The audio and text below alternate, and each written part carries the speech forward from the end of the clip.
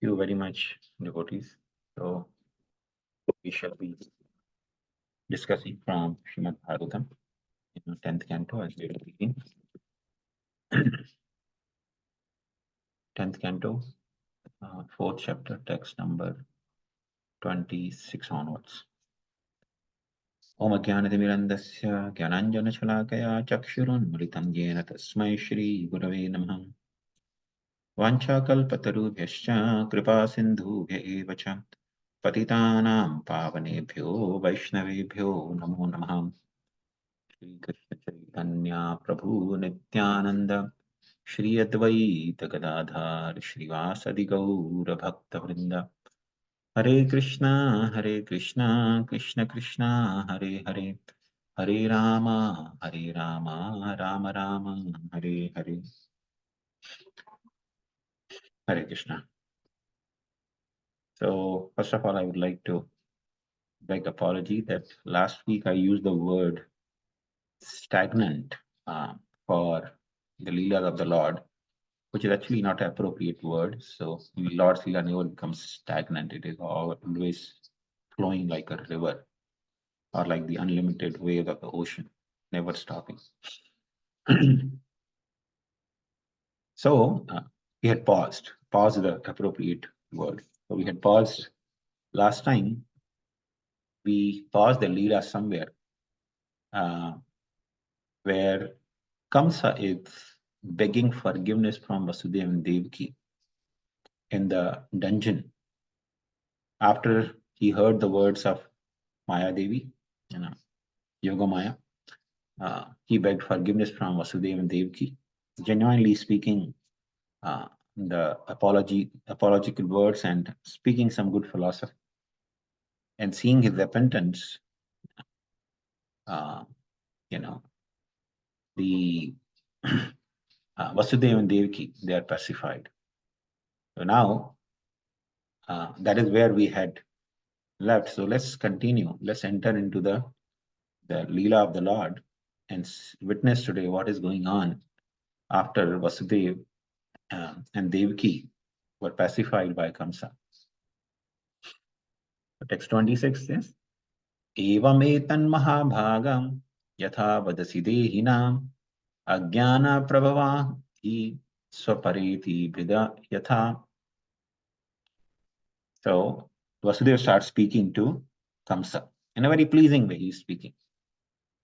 He says, Mahabhaga, O great personality Kamsa, only by the influence of ignorance does one accept the material body and bodily ego.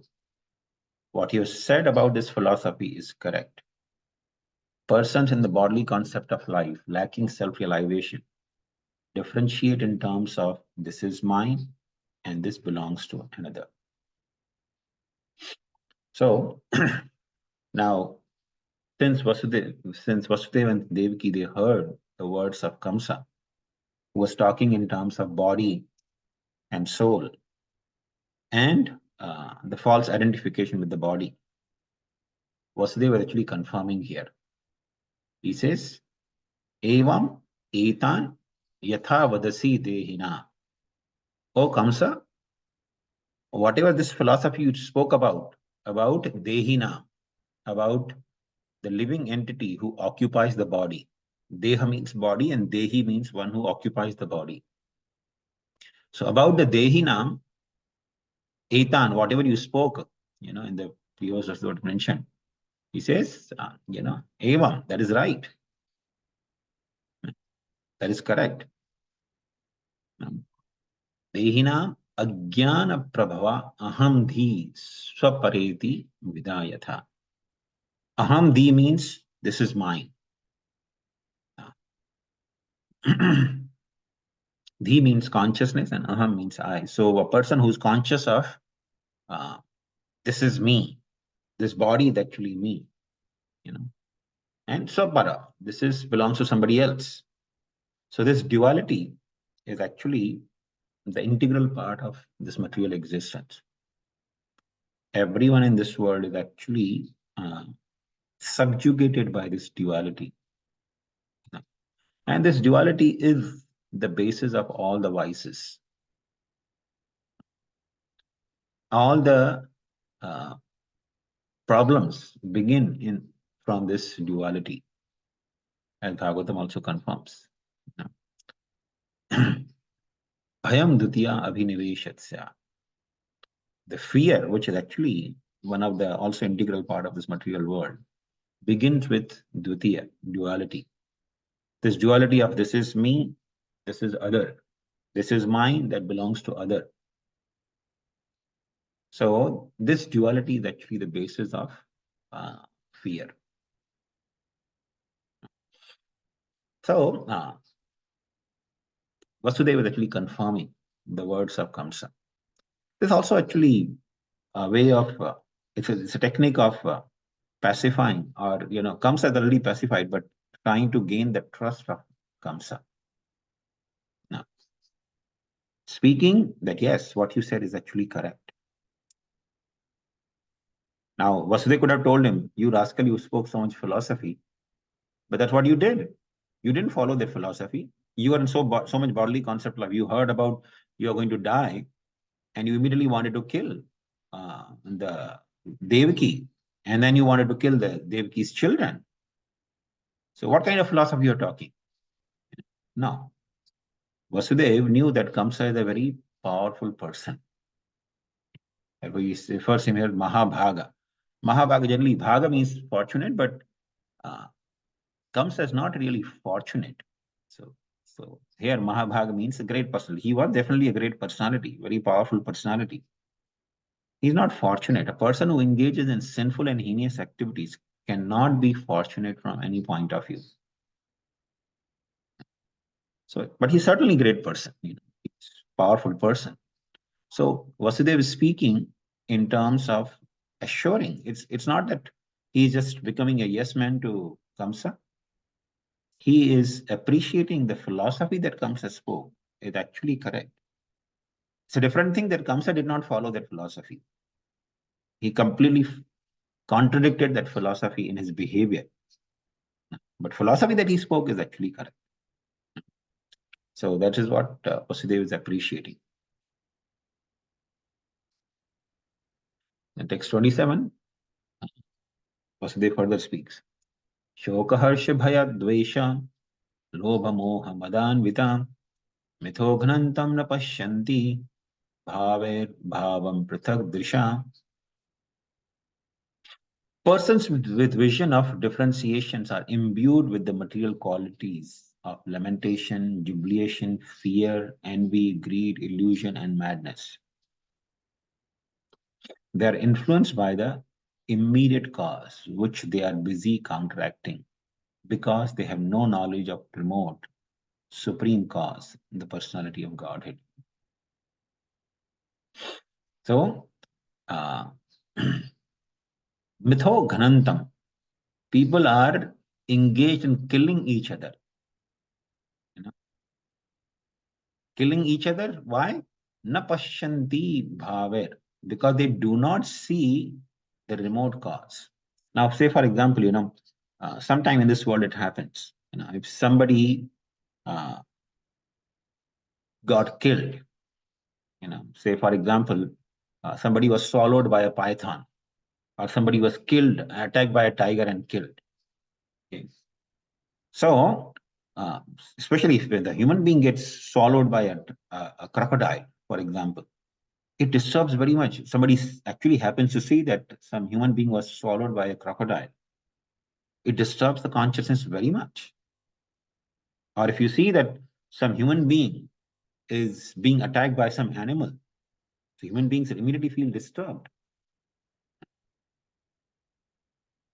I mean, I remember some of the instances, somebody had posted that a python, they killed a python, because he had swallowed a woman. So they killed the python and they found the dead body of a woman inside the body of python. So people feel shocked and horrified. But human beings are killing so many animals to eat them. But they don't realize that we are killing others. So in this world, every living entity is engaged in killing another. Mitho grantham. And they accuse each other of being killers or killed or cause of their suffering or happiness. Why? Because na pashyati bhavir bhavam. They do not see the remote cause.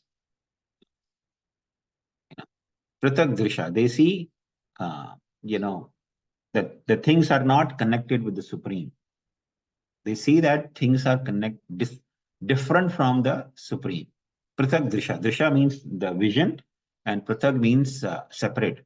So a person who has separate vision or sees things separate from the Supreme Lord, you know, that person actually engages in killing each other or accusing each other of killing. And such people are naturally overpowered by shoka, harsha, bhaya, dvesha, lobha, moha, and mada. Madanvita. Anvita means one is overpowered by or endowed with. So shoka means lamentation. Lamentation in this world is nothing but because of the bodily concept of life only. Seeing things separate from the Lord. If somebody dies in my family, I become, I start lamenting. Why? Because I see that, oh, this person was mine. She's my wife. She's died now. Or my son died. Or my daughter died. I see it prithak drisha. I see them separate from the Lord. Actually, the soul is part and parcel of Krishna. But when we see separate, then there is shoka. There's a harsha, jubilation also. When a child is born, somebody becomes very happy. Oh, I got a child. We have a addition in our family. He becomes very happy. But that happiness is also generally in because of the prathak drisha, because of seeing things separate from Krishna. The living entity is always existing. Now that living entity has taken birth in my family as my child. Or bhaya, fear, losing something or losing someone. Oh, if I lose my job, what will happen? People feel so much scared and afraid of losing their job. And, people don't realize that ultimately everything I have to leave behind.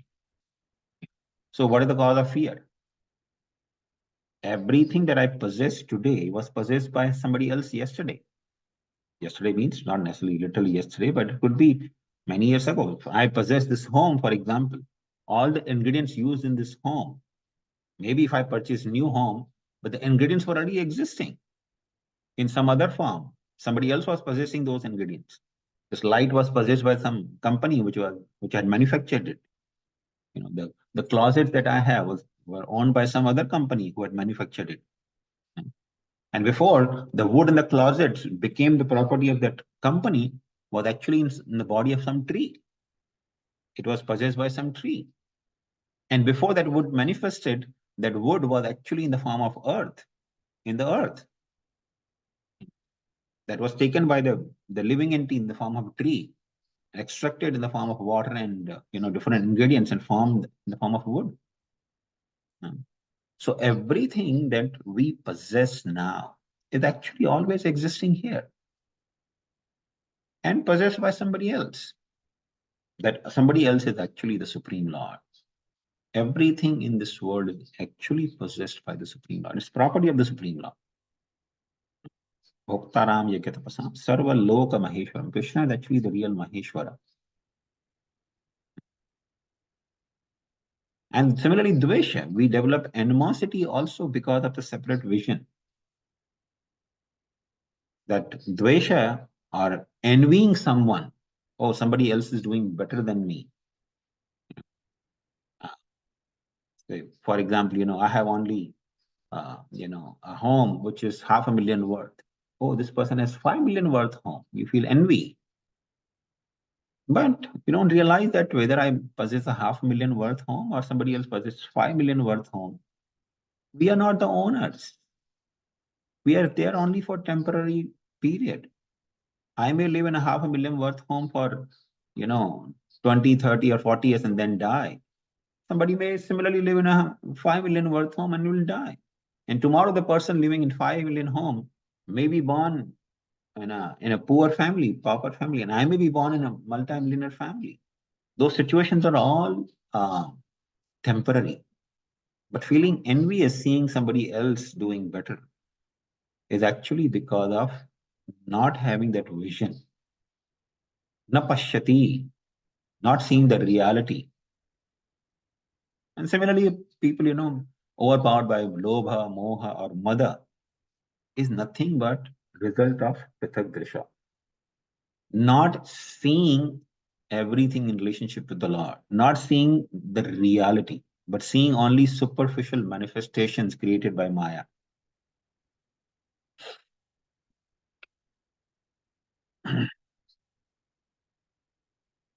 Text 28.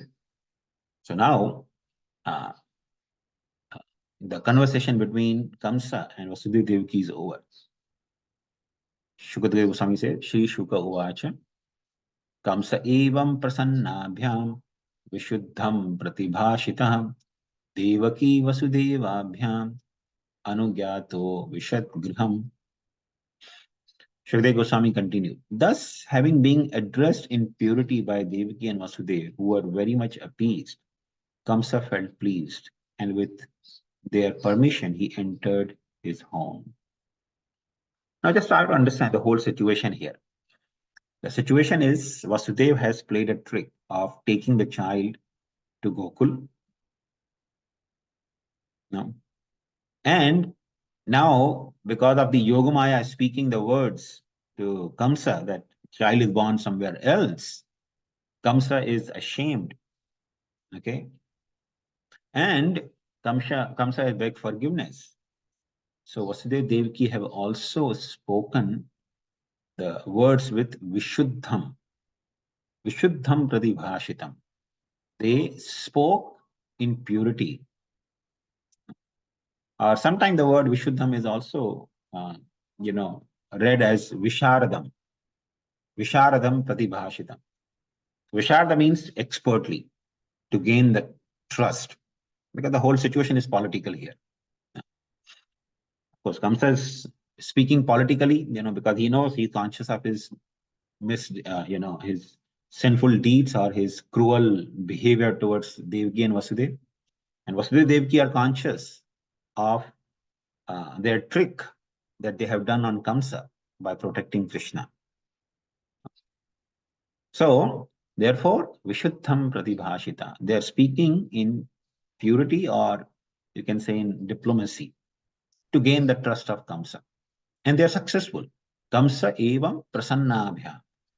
The Kamsa becomes very appeased and happy, seeing that, oh, my sister and brother-in-law, they have forgiven me. They are happy. They are, pleased with me. They are not holding any grudge against me. So he's also prasannabhya. He's also happy. So this is generally the behavior of a devotee also. Devotees, they generally don't hold a grudge against anyone. Uh, even if somebody has done most heinous activity like what Kamsa has done here. But because Vasudeva Devaki saw that he was genuinely repentant, they understood that he is a demon. He's very much covered by the mode of passion and ignorance. But he's repentant. He's realized his mistakes. So therefore, they also spoke with purity, genuinely, forgiving him. So, text 29. Tasyam ratyam vyatitayam kamsa ahuya mantrinam tebhya achashta tat sarvam yaduktam yoga nidraya. After that night passed, Kamsa summoned his ministers and informed them of all that had been spoken by Yogamaya, who had revealed that he who was to slay Kamsa had already been born somewhere else. So Kamsa, he went home after taking permission from Vasudeva Devaki, and of course releasing them also. So he went home, Vasudeva Devaki went home. He spent the night. In the morning, he wanted to, because a king generally is successful because of mantrana. Mantrana means the counseling or advices by mantris, the ministers. So, Kamsa Ahuya Mantrina, he actually called all the mantris, all his ministers. Actually, this is very significant. Nobody can become a king simply by his own merits. A king is actually always, um, you know, successful by the advice of the mantris, by the advice of, and you find every successful king in the past had a council of brahmanas, very intelligent people. And he says, Yaduktam Yoga Nidraya. Yoga Nidraya. Now, it doesn't say Yoga Maya, it says Yoga Nidraya. Shukadeva Goswami is speaking or choosing the word very appropriately. Nidra means, what do you call, ignorance. Because when a person is in Nidra, he is completely ignorant. So, the words spoken by Yoga Maya were actually to keep Kamsa in ignorance. Yogamaya did not tell Kamsa that child was born here, it is transported somewhere else. No. She spoke the word saying the child is born somewhere else, which is also actually true. Not that Yogamaya will speak a lie. Krishna was actually born in Gokul as well, as son of Yashoda. He was born as son of Devaki as well.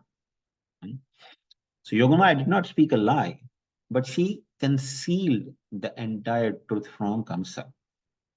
And therefore, Kamsa was kept in ignorance. And therefore, the word Yoga Nidraya is very appropriate. And also, Srila Prabhupada quotes, this is there actually from, the Puranas.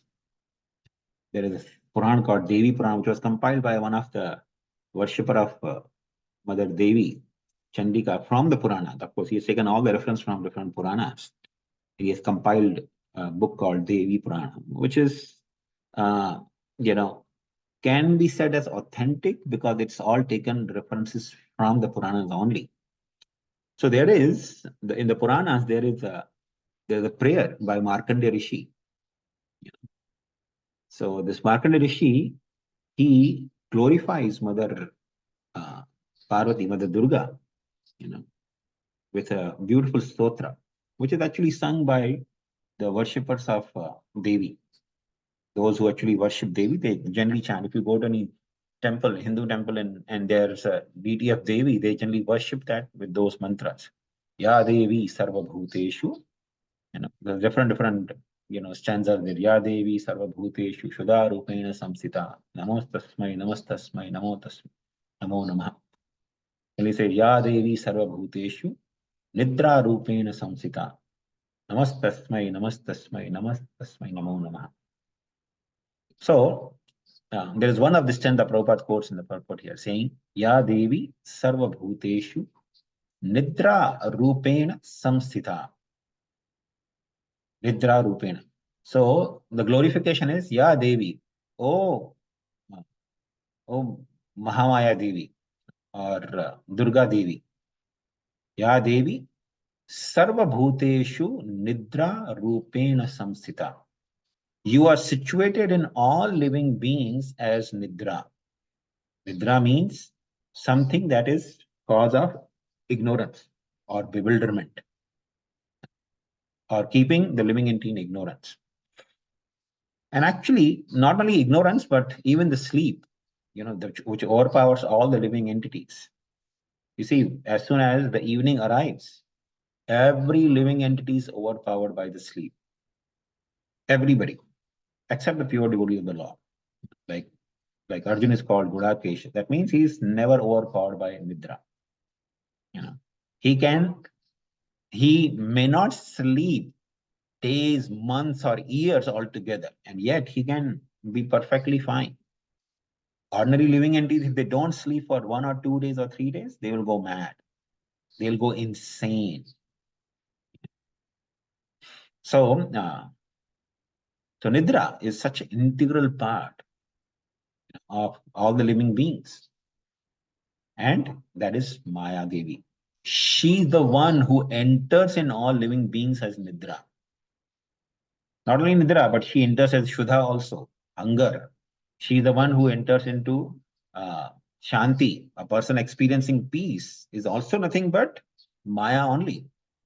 Krishna's Mahamaya Shakti enters in some living entity as peace. So sometimes you feel peaceful. It's nothing but Maya. Especially non-devotees, people who have no connection with devotional service. They feel peace, they feel happiness, they feel distress. Every emotion they feel is nothing but Maya. So that stotra actually indicates that every emotion the living entity feel or every action that living entity performs is actually conducted by Maya.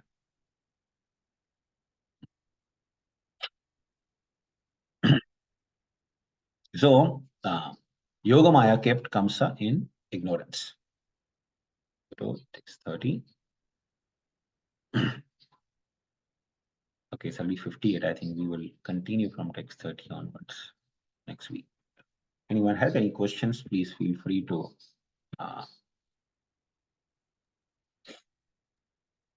Hare Krishna, Runindra Prabhu. Hare Krishna, Prabhu. Dhanavad Pranam. Thank you so much for going verse by verse and giving so many details. I was appreciating the factors. I have a couple of reflections and one question, Prabhu. So, one thing I was appreciating is Yogamaya never lies. So, Krishna was born somewhere, which gives an assurance. It can be quoted as a Shastric reference also that Krishna was born as son of Mother Yashoda, along with son of Devaki. Yes. I was contemplating on that. And you nicely explained about this Pradak Dvisha or Bhinnadruk. I think Pradak Dvisha.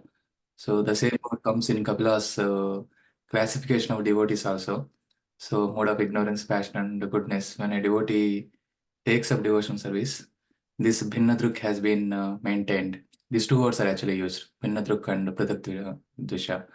So the devotee also struggles with this Bhinnadruk until he becomes a pure devotee. Looks like from the description, all the three modes. Yes, yes. Thank you. Thank you very much for sharing that. And I have one question, Prabhu. So, you are saying that Vasudeva, even though Kamsa was speaking philosophy, and even though he was sinful and he was atheistic in nature, demoniac in nature, Vasudeva still appreciated the philosophy that was spoken by Kamsa.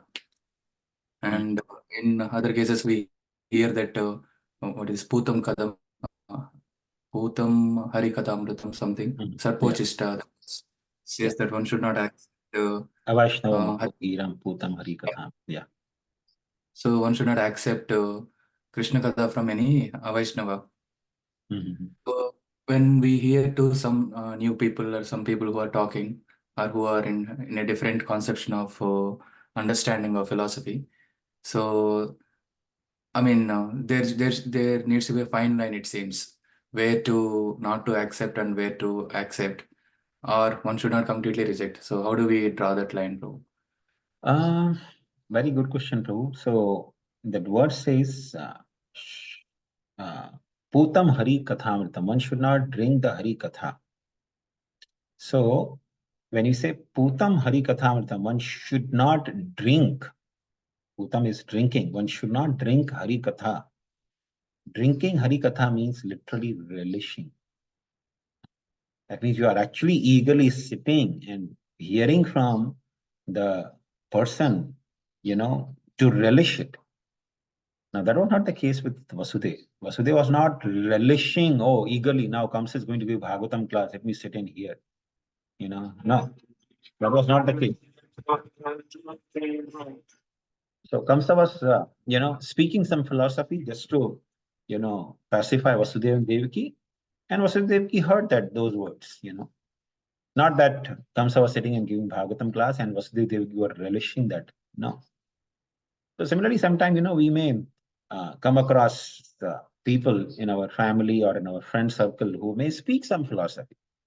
And you may hear, and you may try to discuss also with them. I mean, try to, explain them also the Vaishnava Siddhanta, but not that you are relishing. So this conversation between Vasudeva Devaki and Kamsa is not that Vasudeva and Devaki are relishing. They're eagerly looking forward for Kamsa, giving them philosophy or Bhagavad Katha. Thank you, Prabhu. Thank you for clarifying. Especially when we go over book distribution, so many people speak so many different people. Yeah, people speak a lot of things, a lot of nonsense they come up across. But we hear them and we try to give them something that can actually inspire them to read the books of Srila Prabhupada. I remember, similarly, one time I was doing distribution of books in Mumbai and in Hanging Garden. I remember early morning. So one old man had come for, some exercise and yoga, or he was doing whatever he was doing. So I told him, here, take Bhagavad Gita. He said, I know Bhagavad Gita. I know the essence of Bhagavad Gita. I thought people generally don't talk about the essence, but this person is talking about essence. Let me hear. I said, what is the essence of Bhagavad Gita? Then he quoted the words. People generally quote one verse only from Bhagavad Gita, Karmane Vadhikaras. But he quoted another verse. So essence of Bhagavad Gita, he said, is Yukta Ahara Viharasya, Yukta Cheshtasya Karmasya, Yukta Sapnava Bodhasya. He didn't talk about Yogo Bhavati Dukha. No yoga talk. He said, the Bhagavad Gita's teaching essence is on time you should eat, time you should sleep, and time you should do recreation. That's it. No yoga. No yoga bhavati dukkha. The purpose of all this is actually to make yoga painless. That was no talk. So people speak a lot of nonsense, but yeah, we don't hear from them in the sense that we don't relish, but we hear from them to explain them that the conception that they have is actually completely nonsense. Thank you so much, Prabhu. Thank you. Very, very good, Prabhu. Prabhuji, I have one question. If time permits, I will ask. Otherwise, I will ask evening. Sure, Madhuri, go ahead. So, Prabhuji, you told about Yoga Maya, about Durga, no, Prabhuji. So why she was in the Maya for everyone's, Prabhuji? She is a god of she is a god and she knows everything. But why the Maya is intense to in everyone to manipulate and everything, Prabhuji? Well, Madhuri, for that we have to understand why Krishna has created this material creation. Okay. The material creation is created simply to facilitate the living entities to fulfill their desires. Because Krishna loves all the living beings as as his part and parcels.